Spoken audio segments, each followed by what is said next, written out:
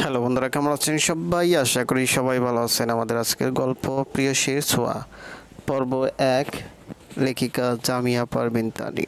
গল্পটি যদি ভালো লাগে অবশ্যই লাইক কমেন্ট শেয়ার করবেন, আর চ্যানেলে যদি আপনি নতুন হয়ে থাকেন অবশ্যই সাবস্ক্রাইব করে বেল আইকনটি প্রেস করে রাখবেন, যাতে নতুন নতুন ভিডিও আপলোড করার সাথে সাথে আপনার নোটিফিকেশনে চলে যায়। তাহলে চলুন গল্পে চলে যায়। মাহিরার অর্ধনগ্ন মৃতদেহের সাথে আদনান আর নাদিরার বেশ কয়েকটা ছবি সোশ্যাল মিডিয়ায় ভাইরাল হয়ে যায়। পত্রিকায় খবর বের হয়, নতুন প্রেমের বশবর্তী হয়ে গার্লফ্রেন্ডকে রেপের পর হত্যা। আদনান আর নাদিরা দুজনকে আটক করেছে পুলিশ। আদনান হাজারবার বলেছে, আমি মাহিরাকে খুন করিনি। বিশ্বাস করো তোমরা, ওকে আমি আমার প্রাণের চেয়ে বেশি ভালোবাসি। আমার প্রেয়সীকে আমি কিভাবে খুন করতে পারি? আদনানের কথা কেউ শুনছে না। কিভাবে মাহিরার বাবা এটা বিশ্বাস করবে? মেয়ের মৃত্যুর আগে আদনানের সাথেই ছিল মাহিরা। আর নাদিরা, সে তো সবসময় মাহিরার সাথেই থাকতো। নাদিরা নিশ্চিত আদনানের প্রেমে পড়েছিল, তাই হয়তো মাহিরাকে সরিয়ে দিয়ে নিজের স্থান পাকা করতে চেয়েছিল। মাহিরার বাবা মেহরাব চৌধুরীও কম নন, দুজনের নামেই কেস ঠুকে দিয়েছেন। নাদিরা বারবার কান্নার স্বরে বলছে, বিলিভ মি, আমি মাহিরার বেস্ট ফ্রেন্ড। কিভাবে বান্ধবীকে হত্যা করব আমি? কেন কেউ আমার কথা বিশ্বাস করছেন না? এভাবে নাদিরা আর আদনানের ছবি পোস্ট হওয়াতে রাতারাতি ফেসবুক সেলিব্রিটি হয়ে যায় দুজনে। সবার মুখে মুখে দুজনকে নিয়ে গালি, একজনকে এক এক রকম বাজে ভাষায় কমেন্ট করছেন। আদনান হোসেন আর নাদিরা ইসলাম ফেসবুক আইডিতে লক্ষাধিক ফলোয়ার, সাথে বেশিরভাগ মানুষের বাজে কমেন্ট।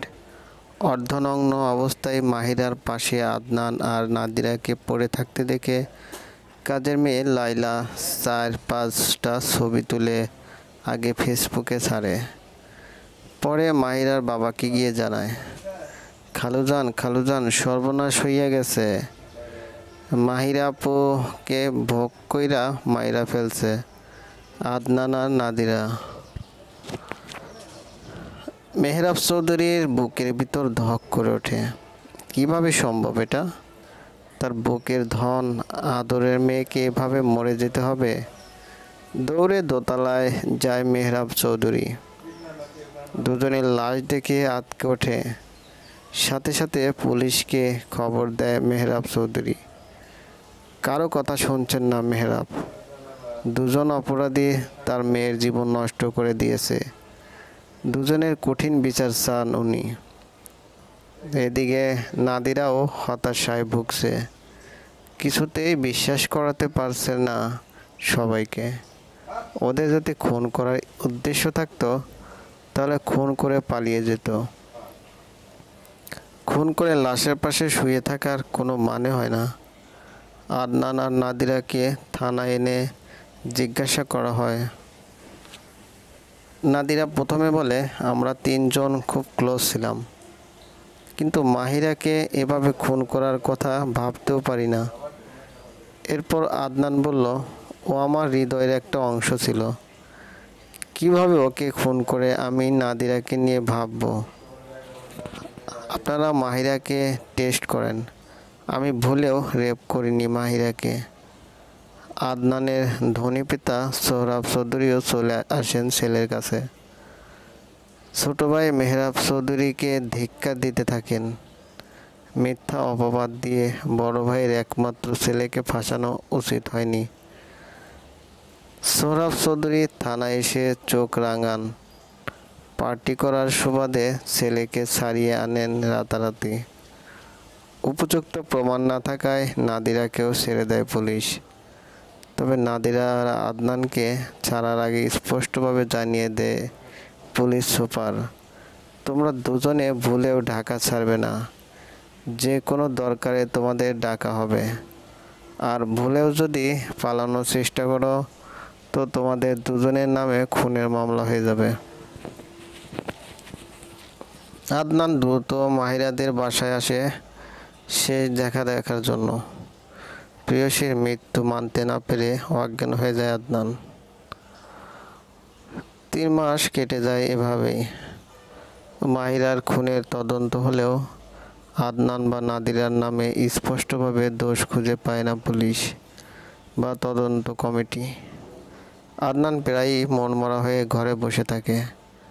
মাহিরার স্মৃতি তাকে আষ্টপৃষ্টে জড়িয়ে রেখেছে। মাহিরার বাবা স্কলারশিপ পেয়ে কানাডায় যায়, সেখানেই 25 বছর কাটিয়ে দেয়। হঠাৎ করে মেহরাব চৌধুরীর স্ত্রী মাহফুজা চৌধুরী মারা যান। স্ত্রীর শোক ভুলতে মেয়েকে নিয়ে দেশে আসেন। মাহিরা প্রথমে নিজের দেশে ফেরার আনন্দে উল্লাসিত ছিল। ঢাকার বাড়ি ছিল না বিদায় বড় ভাইয়ের বাসায় ওঠে। সোহরাব চৌধুরী ছোট ভাইয়াকে 25 বছর পর পেয়ে আবেগে আপ্লুত হয়ে পড়েন। ভাতৃকন্যাকে জড়িয়ে ধরে আদর করেন। মাহিরা সোহরাব চৌধুরীর স্ত্রী আফরোজা চৌধুরীকে আম্মি ডেকে জড়িয়ে ধরে কাঁদে। আফরোজাও মাহিরাকে মেয়ের মতো বুকে আগলে নেন। এরপর বললেন, তুই তো আমার মেয়ে রে, তুই তো আমার মেয়েই রে, আমার হারিয়ে যাওয়া মেয়ে। মাহিরা এ কথা শুনে হেসে ফেলে। এরপর সে বলে, মায়ের বদলে মা পেয়েছি, এই বা কম কিসে আম্মি। যাও এখন ঘরে গিয়ে রেস্ট নাও, বিকেলে আমরা আরও গল্প করব। কত দূর থেকে এসেছো তুমি, কত ক্লান্ত এখন। আম্মি প্লিজ তুই করে বলো, আমার তুই ডাক শুনে বেশি আপন আপন মনে হচ্ছে। তাই রে, এখন যা করে। মাহিরাকে হাতের ইশারা করে ঘর দেখিয়ে দেয় আফরোজা চৌধুরী। মাহিরা উপরে গিয়ে যে ঘর দেখিয়েছে সেটা বাদে পাশের ঘরে ঢুকে পড়ে।